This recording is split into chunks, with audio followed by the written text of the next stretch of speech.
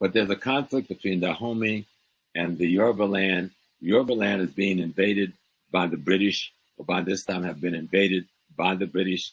This is the great burning of Benin and the robbing of Benin of all of its wealth and art and so forth that we hear about in history, but we don't connect it to nothing, right? But there's a greater Yoruba war going on between the people. And these boundaries called Nigeria, they're not there then, okay? Right. They're greater boundaries. People have other kinds of kingdom designs. And there's conflicts between some of these kingdoms, mostly around trade, okay? But you got something else happening at the same time.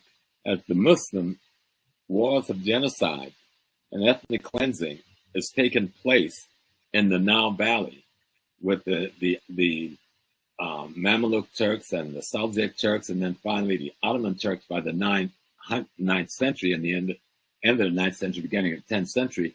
They're pushing millions of people out of the Nile Valley into West Africa. Y'all hear what I'm saying? They're pushing millions of people out of the Nile Valley into West Africa, in through Chad, in through Cameroon, into Nigeria, down into Ghana. This population, through what is called Burkina Faso, this is the population of the people. Everybody always asks, what happened to the Egyptian? Well, we're talking to each other here right now, okay? Because a great number of those refugees, millions of refugees scattered to the south and to the west, because of the Turkish and the Arab ethnic cleansing that goes on for hundreds of years leading up to the 1400s, are caught as the vulnerable population in what becomes known as the transatlantic slave trade.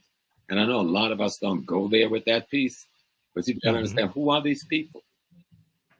And so the kingdoms like Dahomey on the coast, somebody coming from the north, that's the northeast, have brought captives that they want to sell to another community because they don't need that expansion in their population. And this group of captives was either hostile to them or refugees that they felt was taking their space away from them. Okay. And that population, most time, that refugee population was least able to defend itself, end up being caught in the trade. And it wasn't a trade at all. It was a war of genocide against African people. There was no transatlantic slave trade. Nobody was trading anything. People were being captured. People were being murdered. People were being raped. Villages were being burned to the ground. Okay? People were being slaughtered to get enough so you can make $200-300 in that day's money, which would be a couple of $1,000s in this day's money, or for one human being to do labor in the Western Hemisphere, where he was worked to death in 10 to 15 years and would be replaced with someone else, a process that went on for 400 years plus. And we're now very happy to be joined by our next guest, Dexter Caffey, the founder of Smart Eye app, who recently learned of an eye-opening discovery of his own ancient past, all thanks to a DNA test. He is joining us now by Zoom from Atlanta. Hello, Dexter. Hello, Emily. How are you? It's so good to see you. Last time was here in Israel. We got to get you back here, but we'll have to settle for Zoom now. You have such an interesting history. Please explain what made you do a DNA test, and then what happened when you found out all of a sudden that you're related to Ramses III. That's a great question, Emily. Well, about a year and a half ago, I traveled to places like Israel, France, and different places like that. And so what happened was people would always ask the normal question, where are you from? And I would say the States, United States. And the people that I saw in France would say, no, where are you really from? And I said, the States. That's all I know. And so that question stuck with me for a long time. And I just said, where am I actually from? I mean, I know I'm American, but where my DNA is from? And so I said, well, let me take my DNA test. It was a 23andMe DNA test. And I took the test, and I was shocked when I saw the results. It came back, and it showed that I was actually a direct descendant of the Pharaoh Ramses III. And I knew nothing of the pharaohs. Didn't know much about Egypt, but everything you hear about, Bible stories and things like that. So for me, it was a huge shock. And that's how I found out about it. Wow. So obviously you took it deeper and deeper. You saw all of these synchronicities in looking at images of the pharaoh, how much you and even your brother look like them. And your own company has like an eye logo that looks like the Eye of Horus, unconnected to any of this. So what did this open up for you in terms of your own knowledge and learning about this? I remember I was actually laying in my bed on Christmas Day, 2021. And I was going through my 23andMe DNA test, and that's when I saw that I was connected to the Pharaoh Ramses III. And again, I knew nothing of this situation. And so I looked up a sculpture of the Pharaoh Ramses III. And when I saw the sculpture, I literally screamed. And my wife said, Dexter, what's wrong? I said, this guy from 4,000 years ago, we look just alike. And she said, Dexter, wait a minute. There were no pictures from 4,000 years ago. I said, no, his sculpture was the Pharaoh Ramses III. His sculpture, we look like identical twins. And she said, let me see it. She saw it. She said, oh, my goodness. And then I continued to go over different sculptures, looking online. And I saw the sculpture that looked just like my brother. If you could show that on the screen, it'd be absolutely amazing. But it was, and I looked at the sculpture and I said, this looks just like my brother Joe. And I called my brother Joe and I said, I'm going to send you something. And he said, where'd you get that from? It looks just like me. I said, that's a sculpture of the Pharaoh Ramses III. And he said, oh my God. I said, that's over 4,000 years old and looks identical, just like you. So we were blown away, completely blown away. And talk about the synchronicities. It's funny how, the universe speaks to us. So you have a company that with the eye is a logo. You even have a dog that's similar to the dogs of Pharaoh. What? As I kept digging more and more, I had a friend who's here in the States. He's from Israel.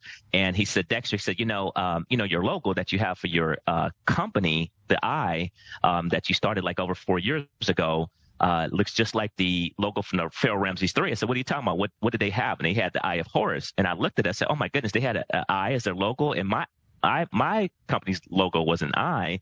And again, keep in mind, Emily, I found this out about a year ago. But I had my company established for over 4 years before that, my startup. And so I just kept continuing. I said, this is crazy. We actually have the same image, logo. And so I kept digging further and I found out that they had dogs called the Pharaoh Hound, which is in the same family as the dogs that I own called Whippets, which are sight hounds. So they run just as fast, chase small prey. That's what they were bred for. So, and then I continued to look at it further, and I said, wait a minute, what was the Pharaoh Ramses III's name? When I actually looked it up, it was, they had different names, of course, but the name was Seti, S-E-T-I, Seti number 2. That was the Pharaoh Ramses III name. Seti number 1 was his father, the one that was the fought against Moses and the let my people go situation. So Seti number 2 was Pharaoh Ramses III. And I said, wait a minute, my company's name is actually Smart Eye Technology Incorporated. If you take the first letters, Smart Eye Technology Incorporated, it comes out to SETI. That blew my mind. I said, this is insane. So everything connected. And I'll never forget, Emily, my first trip to Israel in 2015, I went to the Negev Desert and I felt so comfortable in a Negev Desert. I remember saying to myself, I feel like I could live here. But when I did more research, I found out that the Pharaoh Ramses III spent years in the Negev Desert trading. So, again, these are all things I'm learning, and I felt like so much at home, and I just realized why. Wow, it's incredible. So obviously you're still on your learning journey of, what this all means, but what is it like to kind of be this person who happened to get a test, discover this, and now we're also learning a little bit about what pharaohs look like. We have images from the 10 Commandments, as you noticed, but what does this tell you? What do you want to do with this information? I think it's all still learning. I'm still learning. If you saw the image of how I look just like the Pharaoh Ramses III, every day when I look up in the mirror, I look in the mirror and I just see myself and I said, this is crazy that this image that I see is identical to me. And this was from 4,000 years ago. So I'm still shocked every day when I wake up and look at it. Thank you so much, Dexter. Next time we'll interview you right here in studio when you get to Israel. Much appreciated. Okay. But you got something else happening at the same time. As the Muslim wars of genocide and ethnic cleansing is taking place in the Nile Valley with the Mamluk Turks and the Seljuk Turks, and then finally the Ottoman Turks by the 9th century and the end of the 9th century, beginning of the 10th century. They're pushing millions of people out of the Nile Valley into West Africa. Y'all hear what I'm saying? They're pushing millions of people out of the Nile Valley into West Africa, in through Chad, in through Cameroon, into Nigeria, down into Ghana.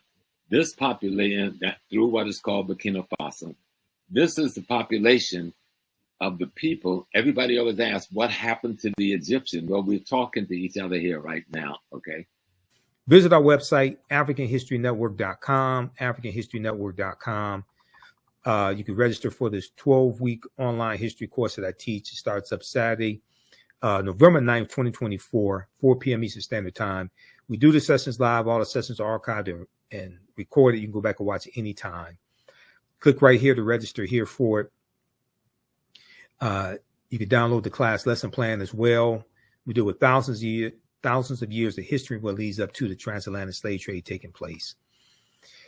So we have 200 slides, 80 to 100 articles that we reference, video clips, excerpts of interviews I've done with many of our scholars as well. So you're going to learn a lot. The content is PG-13. You can use this with your children also.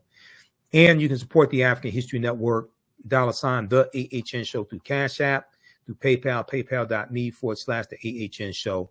This helps us keep doing the research, stay on the air, keep broadcasting, pay some of the bills, etc. Here's our Cash App account, $, the AHN Show, SHOW. These are some fake African History Network Cash App accounts I'm trying to shut down. Click right here on our QR code, and this helps us do the research. And then you can click here on PayPal, our PayPal link also, paypal.me/the AHN Show. All right, so that's going to do it for us. Hopefully you learned a lot. Register for this class right now. There's bonus content that you can start watching right now.